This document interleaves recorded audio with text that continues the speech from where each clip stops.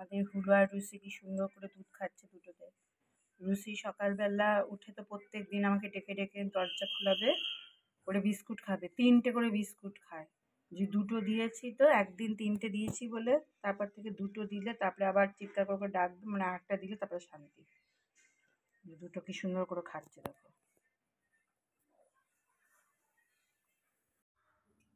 দেখো খাবার নিয়ে নিয়েছি, ভাত ভাজা করেছি আজকে।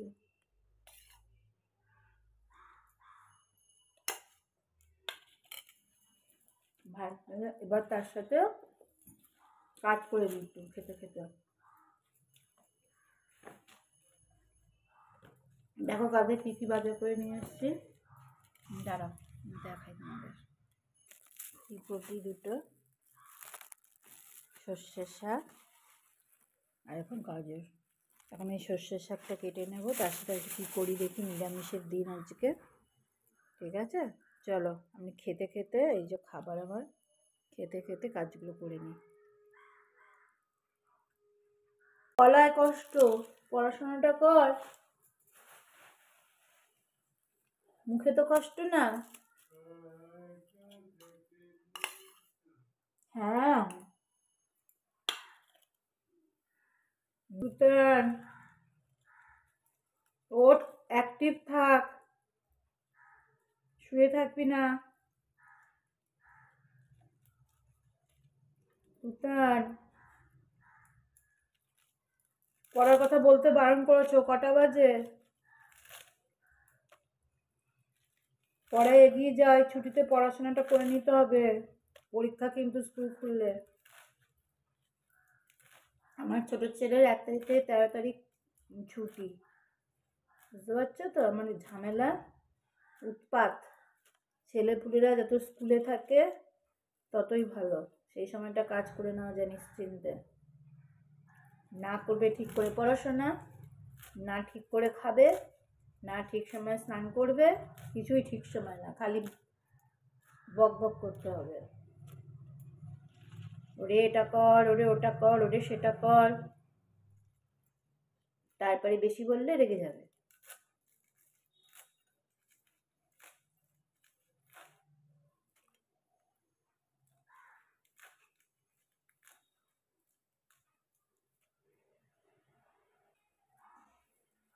ওই জন্য আমি মেঝেতেই ফোনটাকে রেখে ভিডিও করছি, ওই জন্য তোমরা আমার মুখ দেখতে পাচ্ছ না, বুঝতে পেরেছ?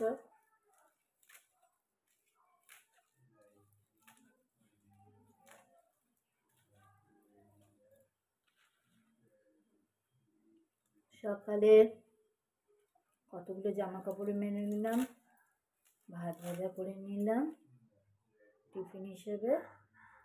আর আমার হাজব্যান্ড তো খেয়ে স্কুলে চলে গেছে, আজকে বড় ছেলেরও কলেজ ছুটি, বুঝতে পেরেছো? 2 ছেলে ঘরে, মানে উৎপাতটা একটু বেশি। বাবা জলটা পড়ে যাচ্ছে, তুলে রাখি। তাহলে উৎপাতটা কত চরম মাত্রা ভাবো। ওরা ওদের মতো রকম করে চললে তো আমি তো সহ্য করতে পারবো না, শুয়ে গড়িয়ে, মানে অ্যাক্টিভ না থেকে। এ তো তাই, পড়াশোনা কর। বা তুই অরিগেমি পেপারগুলো আনিয়েছিলিস কিসের জন্য? পড়াশোনাটা আগে করে নে, তারপরে অন্য কিছু করবি। বাপান, বিছানা থেকে নেমে খা। এই শুরু হলো আমার সকাল থেকে বক বক, বুঝেছো তো? সারাদিন ওদের পিছনে বলতেই হবে, বলতেই হবে, এটা কর, ওটা করিস না, সেটা করিস না। তোমাদেরও নিশ্চয়ই আমার মতন এরকম করতে হয়।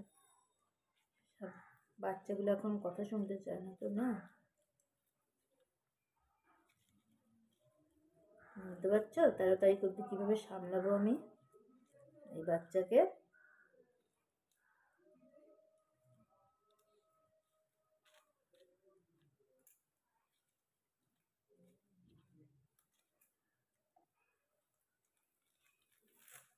সকালবেলা বিড়ালেরও সেবা হলো,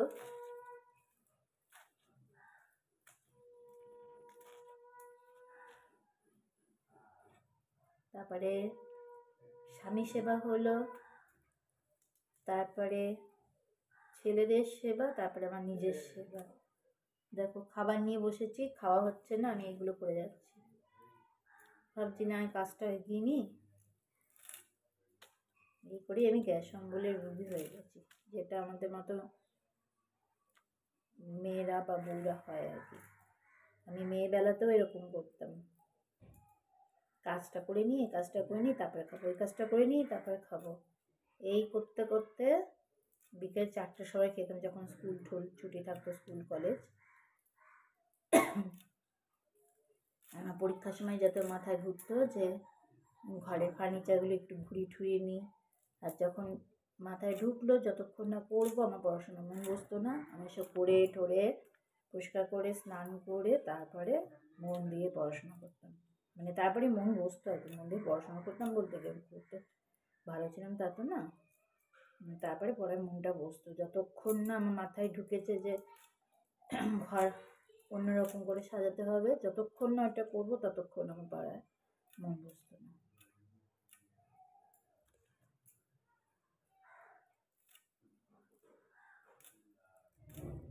ঠিক আছে, এক আটি শাক দেখো কোটা হয়ে গেছে, আর একটা আটি কুটে নিই, তোমরা সাথে থাকো।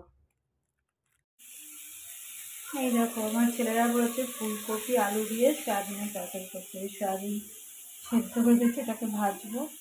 টমেটো কুচিয়ে রেখেছি, পেঁয়াজ অল্প একটু কুচিয়ে রেখেছি, আর এখানে বাটা মশলা সব আছে, এটাতে আছে, এটাতে রসুন আছে, এটাতে আদা আছে, এই দিয়ে সয়াবিনটা করবো। সর্ষে শাকটা করে ফেলেছি, আর ভাবছি একটু উচ্ছে ভেজে নেবো, বা ধরো উচ্ছে আলু দিয়ে একটু গামাখা করে নিলাম, দেখে কী করি। এর সাথে সাথে বিছানাটাকে গোছাচ্ছি, এটা মাঝে মাঝে এটা নাড়াচ্ছি এসে, আর বিছানাটাকে গোছাচ্ছি। চলো কাজটা একটু এগিয়ে নিই, ঠিক আছে।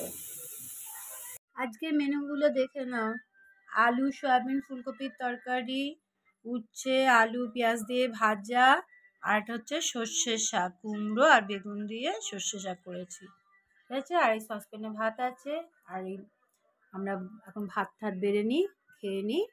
চলো, আজকে কি একটা কাণ্ড ঘটেছে আমার হাত দিয়ে ঠিক বলবো না। আজকে তো জানোই বর্ষার যেমন ওয়েদারটা ওরকম, সারাদিন মেঘলা করে রয়েছে, টিপটিপ বৃষ্টি পড়েছে এখানে। ঘরটার মুছে ঘর শুকোচ্ছে না বলে আমি এই ফ্যানটা চালিয়ে দিয়েছি, কাচের টেবিলের উপর রেখেছিলাম। কাচের টেবিলের উপর একটা প্লাস্টিকের মানে টেবিল ক্লথ পাতা আছে, এটা আমার বড় ছেলের অন্নপ্রাশনের ফ্যান, অনেক বছর হয়ে গেল ফ্যানটার বয়স।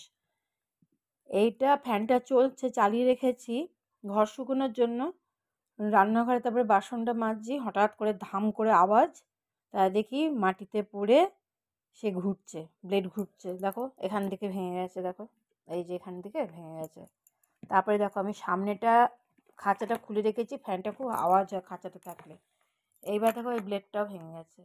এত মন খারাপ হয়ে গেছে না আমার, দেখি সারাতে এবার কত খরচা হবে কী হবে, কেন ছেলের অন্নপ্রাশনের জিনিস তো, ওই জন্য বেশি কষ্ট হচ্ছে। কি করা যায় দেখা যাক, কোনো রকম করে ফ্যানটা চলছে, তার ছেড়েনি, ভেঙে গেছে। এই যে আমার ছোট ছেলে সকাল দিয়ে সেই যে গলা ব্যথা শুরু হয়েছে, সেই থেকে কম্বলের নিচে বসে আছে, শুয়ে আছে, না পড়াশোনা করছে, না সে জামা কাপড় চেঞ্জ করলো, সে কিছুই করছে না, মানে খুব বিরক্তির কারণ হয়ে দাঁড়িয়েছে আমার। এ কদিন ছুটি কি হবে আমি জানি না, কি করে আমি সামনে রাখবো। তার মধ্যে আমরা যেই বাড়িটায় থাকি সেই বাড়িটা এত সাথে ঘর দোরগুলো ভালো, কিন্তু এত সাথে ঠান্ডা লেগেও যায় খুব ওর। এখানে এসের থেকে ভুগেই যাচ্ছে কন্টিনিউ। কতদিন স্কুল কামাই হয়েছে, ক্যারাটে ক্লাস কামাই হয়েছে এর আগে, এই আবার কালকে স্কুল থেকে এসছে, আজকে সকাল থেকে তার গলা ব্যথা, এই সকাল থেকে এই পর্যন্ত সে কম্বলের নিচে শুয়ে গড়িয়ে বসে কাটাচ্ছে। আমি এগুলো সহ্যই করতে পারছি না, আমার বিরক্ত লাগছে। সকাল থেকে ওর পিছনে কিচিরমিচির করে যাচ্ছে, একটা কথাও শুনছে না। খাওয়া দাওয়াটা শুধু ঠিকঠাক করছে, ওষুধটা খাচ্ছে, কিন্তু আর কোনো কথা শুনছে না আমার। সে ফোনও দেখছে তাকিয়ে দাদার সাথে, কিন্তু সে পড়াশোনা তাকিয়ে আর করতেই পারছে না। কি বলবো বলো, ছুতো করে পড়াশোনাটাই হচ্ছে না আর কি, ওটাই প্রবলেম বেশি হচ্ছে। এখন আমার চুলে ক্লিপ ধরে ধরে টানছে বলছি বলে। ঘরটা দেখেছো তো, দেখো কি সুন্দর, সব ঘরে আমার জামা কাপড় ঝুলছে। বাইরে যেহেতু ওরকম ওয়েদার, কি করব, এক মেশিন কেচেছি, সব ঘরের মধ্যে মেলতে হয়েছে। সারা ঘরে শুধু জামা কাপড় আর জামা কাপড়। ঠিক আছে, তোমাদের ওখানে সব বৃষ্টি হচ্ছে কিনা বলো, ওয়েদার কীরকম বলো। আর একটু লাইক, সাবস্ক্রাইব, কমেন্ট করো। যদিও কারো কাছে হয়তো আমার ভিডিও পৌঁছচ্ছেও না, আমি সবসময় করতেও পারি না, নিয়ম মাফিক কিছু করতেই পারি না, কাজেই হবেই বা কী করে, তবু আশা রাখবো যে করবে। ঠিক আছে, সবাই ভালো থেকো, সুস্থ থেকো, সাবধানে থেকো। এখন আসছি, টাটা।